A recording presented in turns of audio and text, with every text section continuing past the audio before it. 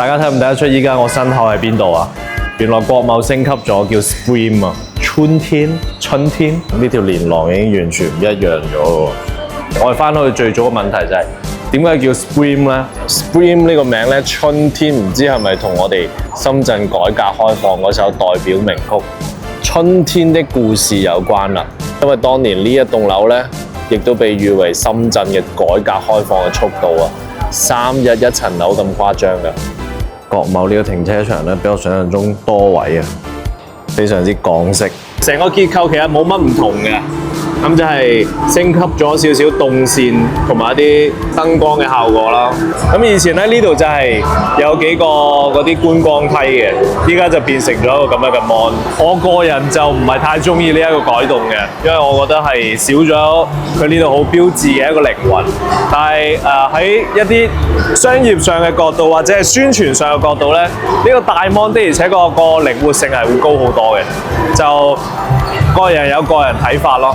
以前呢個位咧就係有一啲好老牌嘅一啲咖啡店嘅，咁依家就換咗一啲新興嘅咖啡店。佢呢個旋轉位上去咧，呢度應該係可以出去嘅，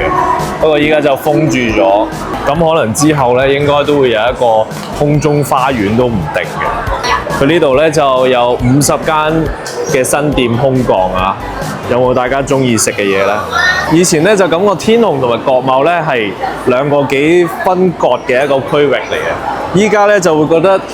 兩件事係融合翻起身，成個動線啊場景改變完之後咧，感覺成個國貿好似壓縮咗啊，聚攏咗好多。以前咧就感覺空溜溜嘅，跟住下邊咧就全部都係嗰啲促銷嘅嗰啲攤位咯，感覺上成個國貿唔同晒，熱鬧咗好多。除咗4樓嘅冷氣，我覺得有待提高之外咧，同埋就係我個人嘅覺得唔係好中意嘅升級位之外咧，我覺得呢一間商場